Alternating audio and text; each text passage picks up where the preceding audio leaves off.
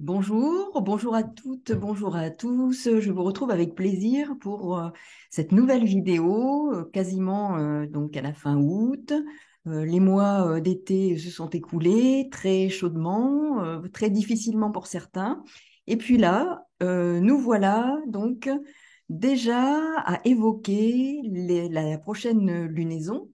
Lunaison qui commencera le 27 août à 10h17 heure de Paris, 8h17 temps universel. Donc cette nouvelle lune se déroulera dans le signe de la Vierge. Alors, je vais partager l'écran avec la carte du ciel de cette nouvelle lune. Donc nouvelle lune, comme vous le voyez, à 4 degrés de la Vierge. Donc vous savez que toute nouvelle lune, c'est une conjonction des deux luminaires, donc le Soleil et la Lune, qui ici se retrouvent dans le signe de la Vierge. Donc, que nous disent ces tendances énergétiques, tendances astrales pour cette lunaison? Alors, je voudrais faire une petite parenthèse avant de poursuivre. J'ai eu plusieurs demandes donc de consultation ou de renseignements ou d'informations. Donc, je voulais préciser que sous la vidéo, je mets l'adresse mail où vous pouvez m'envoyer un mail pour effectivement demander renseignements, informations sur les consultations que je propose et les cours. Voilà. Donc, pour reprendre sur ces énergies de la nouvelle lune dans le signe de la Vierge. Alors, ces énergies de nouvelle lune parlent d'intégrer une dimension, une forme d'organisation, comme une réorientation nouvelle dans quelque chose dans notre existence. Quelque chose qui aura un impact, une incidence dans notre quotidien.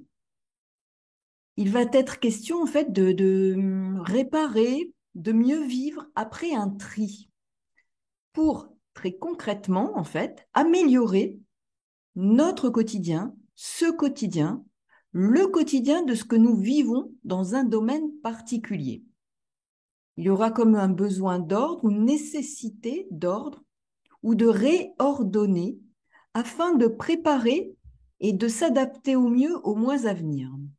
Donc c'est un moment important de voilà à la fin de ce mois d'août et pour la lunaison jusqu'à la prochaine lunaison donc de septembre qui va nous donner une impulsion particulière pour réorienter, réorganiser, faire le tri afin de partir sur d'autres bases dans un domaine particulier.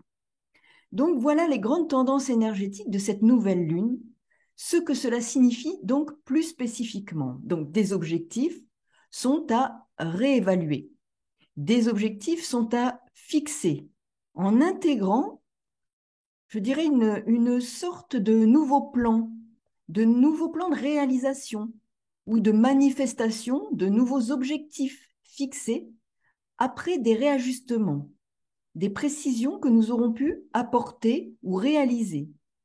Il y a quelque chose dans un domaine plus particulièrement que dans un autre, en fonction de la maison dans laquelle cette nouvelle lune va se dérouler pour vous. Et c'est tout à fait intéressant de faire d'ailleurs avec le thème natal, le thème de révolution solaire, pour superposer les maisons, car nous avons des indications supplémentaires sur ce que signifie cette nouvelle lune pour vous cette année. Donc c'est une phase, une opportunité de soins, de traitement, voire de guérison d'un aspect de notre existence, en faisant d'abord un tri dans nos projets. Un tri dans nos projets afin que ceci soit l'expression de plus d'authenticité, de plus de vérité au quotidien, mais aussi de plus de simplicité.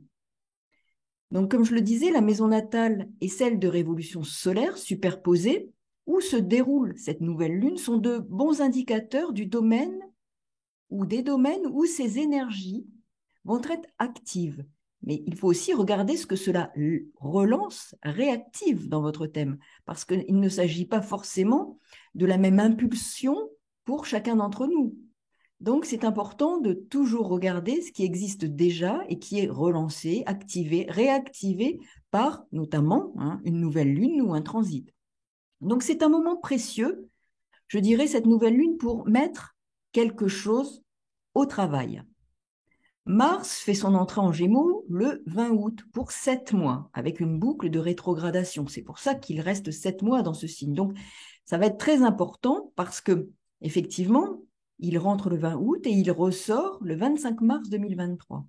Donc, il va passer, repasser, surtout entre le degré 8 et le degré 25 du Gémeaux. Il y passera 3 fois. Donc, si vous avez des points à ces degrés-là ou en aspect à ces degrés-là, des points, je dirais l'ascendant, descendant, milieu du ciel ou des planètes personnelles, vous aurez certainement quelque chose de particulier à ressentir, à vivre, qui sera important le long de ces 7 mois. Par ailleurs, Jupiter est aussi rétrograde en Bélier lors de cette nouvelle lune. Donc, selon la maison de transit, vous avez un véritable élan pour agir, mais je dirais avec la nécessité d'introduire sagesse, organisation, prudence pour éviter des emballements préjudiciables à une construction, une réalisation qui pourrait être solide et durable. Donc, vigilance. Mars, comme vous le voyez là, sur cette carte du ciel de cette nouvelle lune, Mars est au carré exact et met en place donc une énergie qui va se déployer pendant 7 mois. C'est-à-dire qu'à ce moment de la nouvelle lune, le carré est exact, donc nous avons quand même des indications sur ce que cela peut générer pendant les 7 mois à venir, puisque nouvelle lune, c'est le début, l'impulsion, la naissance de quelque chose, donc c'est important d'être vigilant à ce qui se passe à ce moment-là et qui pourra avoir des répercussions pour les 7 mois à venir, notamment si ce qui se joue pour vous se situe entre le degré 8 et 25 du signe des Gémeaux. L'émotionnel sera amplifié car le mental peut être ici trop actif et s'illusionner, manquer de maîtrise et de contrôle. Mercure, maître, planète maîtresse du signe des Gémeaux et de la Vierge, où se trouve cette nouvelle lune, est en balance et trigone à Pluton. Cela évoque un accroissement, je dirais, de la capacité à comprendre et de pouvoir se remettre en question. N'oublions pas que la Vierge, c'est aussi le discernement. Donc, il nous est demandé d'agir avec prudence, de faire attention à nos emballements, nos emportements, et de faire travailler, de mettre au travail notre discernement pour pouvoir se remettre en question ou remettre en question certaines choses afin de repartir sur d'autres bases. Il peut être donc ici question de régénérer une relation, le domaine relationnel, un contrat, une association, un contrat professionnel. Mercure est en harmonie avec Mars, c'est un aspect franc, donc la façon d'agir sera éclairée par une compréhension, je dirais, perspicace des enjeux sous-jacents. L'harmonie est préservée pour atteindre en quelque sorte son objectif, en vue de renouveler une relation, un contrat, de régénérer une relation, de repartir sur de nouvelles bases plus authentiques. Il peut aussi s'agir, par exemple, de négociation, d'arbitrage dans une situation, en justice ou autre démarche administrative. Donc, vous voyez ce qui peut être sous-jacent à cette période. Il peut aussi s'agir d'avoir à soigner, je mets des guillemets, mais à soigner, dans tous les sens du terme, une relation, à négocier les termes d'un contrat, avec fermeté et néanmoins diplomatie, afin de partir ou de repartir sur de nouvelles bases. Donc il ne faut pas ici avoir peur de s'imposer, ni craindre d'être rejeté ou ne pas être légitime pour demander une modification de certains termes ou fonctionnements ou aspects organisationnels. Il sera aussi nécessaire de faire attention aux excès, parce que regardez, Jupiter est opposé à Mercure.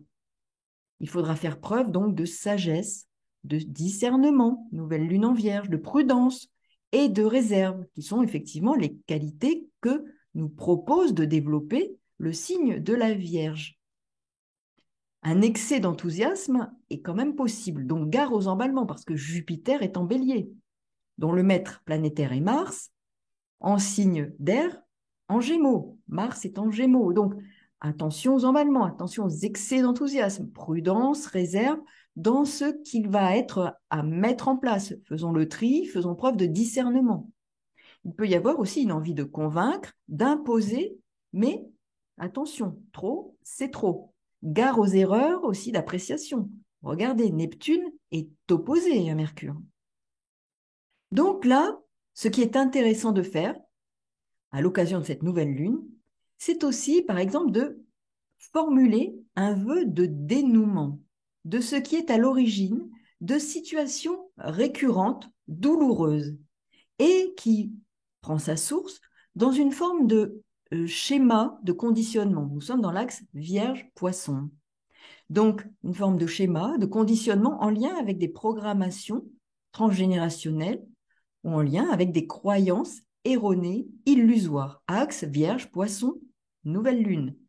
Jupiter est rétrograde, il prépare son retour en Poisson, dont il est un des 2 maîtres. Donc cette dernière phase, avant un redémarrage direct pour rentrer à nouveau ensuite en Bélier, nous propose en quelque sorte de parfaire le travail de déconditionnement pour nous engager dans les mois à venir dans l'affirmation de ce que nous sommes et non plus sous conditionnement, sous contrôle extérieur, sous envoûtement émotionnel, envoûtement d'un inconscient collectif troublé, sous forme de contrat d'âme, par exemple.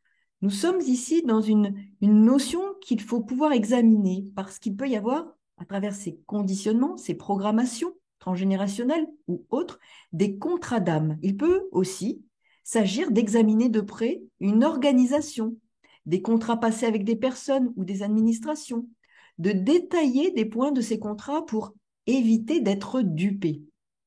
Donc Jupiter, comme je vous le disais ici, finit son cycle de 12 ans autour du zodiaque. C'est une fin et un nouveau début qui se prépare. L'impulsion est grande. L'entrée de Jupiter en bélier, premier signe de la roue du zodiaque, affirme le je suis, mon positionnement, et nous demande de travailler effectivement ce positionnement, notamment, n'oublions pas, avec la présence de Chiron, cet astéroïde, hein, le guérisseur, la blessure, mais aussi la guérison, en bélier. Et n'oublions pas que le transit des nœuds lunaires axe bélier-balance sera à ce propos un enjeu majeur de libération, d'affirmation de notre individualité en 2023. Jupiter quittera d'ailleurs le bélier pour une première incursion en taureau en mai 2023 et croisera alors le nœud nord qui lui entrera en bélier mi-juillet 2023. Donc, il est important de regarder ce que cela peut apporter ou relancer ou activer dans nos vies en 2023 à travers la position de ces astres et points énergétiques. Toujours est-il que cette nouvelle lune est déjà une forme d'amorce. Elle nous prépare. Elle fait le tri entre l'ivraie et le bon grain. Elle sème des graines. Elle sème quelque chose autour de ces notions-là qui sont par ailleurs en train de s'activer et d'être relancées aussi. Donc, c'est un moment important. La planète maîtresse de cette nouvelle lune, comme je le disais, et vous savez, est Mercure, puisque Mercure est non seulement la planète maîtresse du signe des Gémeaux, mais aussi de la Vierge. Et Mercure se trouve en Balance, la planète maîtresse de la Balance se trouve donc en Lion, maître du Lion, le Soleil. À l'occasion de cette nouvelle lune, et pendant toute la lunaison avec des moments clés, le sujet de la relation aux autres sera source de tri, de nouvelles prises de conscience, afin de soigner, de traiter, de guérir, comme je le disais plus haut, peut-être une relation affective, sentimentale, qui a été éprouvée, malmenée, qui a souffert et nécessite de renouer une forme de dialogue vrai, authentique. Cela peut se situer dans un domaine ou un autre de notre existence. La guérison relationnelle est une clé de cette nouvelle lune. Les énergies sont propices à travailler donc à l'apaisement, à la résolution de conflits, à plus de sérénité, plus de dialogue, de communication, de fluidité dans les échanges, plus de souplesse pour gagner en authenticité. Donc, il peut être nécessaire de demander aux forces de lumière qu'elles nous y aident et nous permettent de résoudre ces difficultés, surtout sans léser personne, sans que cela génère douleur et souffrance. Mars forme un carré exact à cette nouvelle lune, hein, et se situe donc en Gémeaux, comme je l'ai dit, hein. Donc, effectivement, la planète maîtresse est Mercure. Uranus est au carré de Vénus en Lion. La dimension relationnelle, sentimentale, affective est très liée à cette nouvelle lune, qui va donc nous inspirer un travail de purification dans un climat qui peut pousser effectivement à des remises en question fondamentales, hein, surtout d'émancipation, en développant davantage notre propre créativité, notre propre implication, sans peur, sans nuire à quiconque non plus. Il peut y avoir une forme d'énergie de rupture à la clé, mais rupture avec un fonctionnement, rupture aussi avec son lieu de travail, avec des relations, avec un lieu de vie, tout dépend où cela se trouve. Mais c'est une forme de rupture avec quelque chose qui est devenu, je dirais, inutile et qui peut être même toxique dans cet axe Vierge-Poisson. Donc, il est aussi question, avec cette nouvelle lune, de ne pas trop pinailler et de ne pas réagir pour un détail qui ferait s'envenimer une situation. N'oublions pas que Mars est très présent, et il sera très présent. Il faudra se montrer prudent afin de mettre de la sagesse, de la pondération dans des élans qui pourraient au final être brutaux, définitifs, coupants. La modération et la sagesse donc devront être nos conseillères. Il ne s'agit pas de renoncer, mais de poser les choses, de poser le pour et le contre, de prendre du recul, de la distance, afin de ne pas réagir, voire surréagir. Prudence quant à la place de notre mental dans le domaine relationnel. Mercure en balance, opposé à Jupiter en bélier, Mars en gémeaux, qui créera des discordes.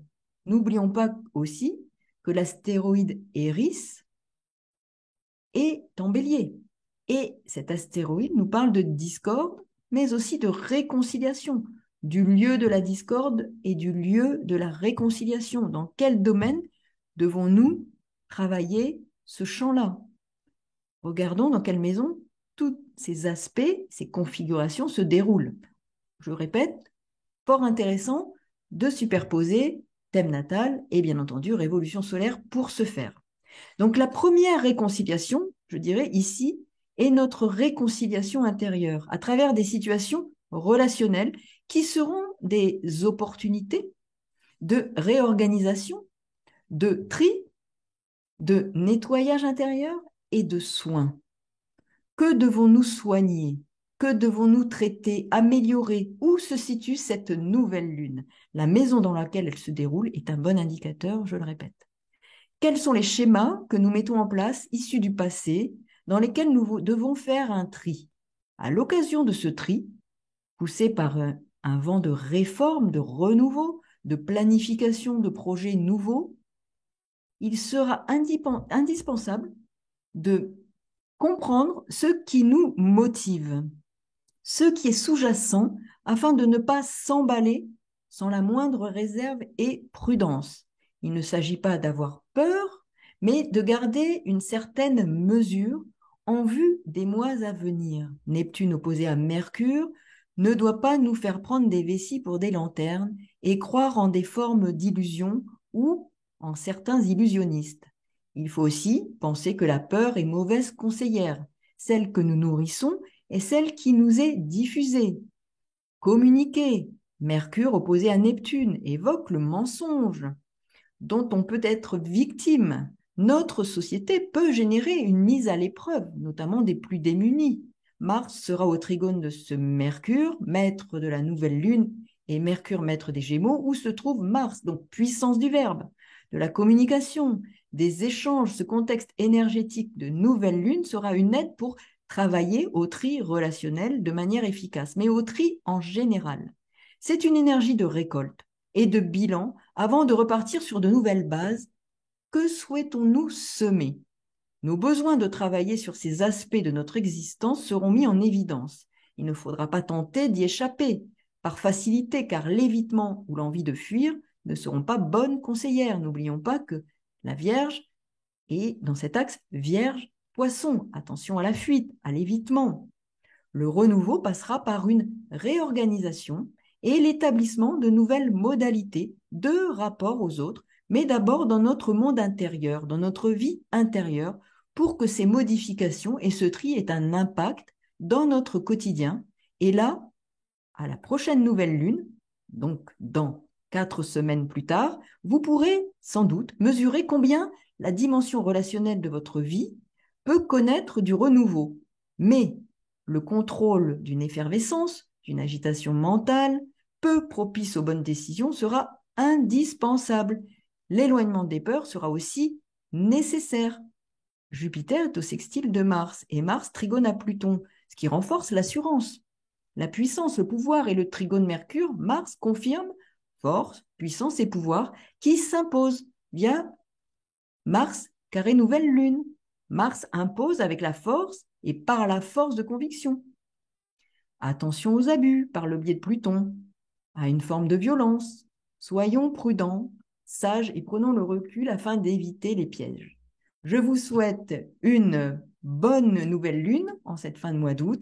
À très bientôt. Merci pour vos messages. Et n'oubliez pas, pour toute demande d'informations sur consultation et cours, je mets l'adresse mail en dessous donc, via laquelle vous pouvez me joindre. À très bientôt pour vous revoir et vous parler de cette, je dirais, pleine lune qui, elle, se déroulera, pour le coup, en Poisson. À bientôt. Au revoir.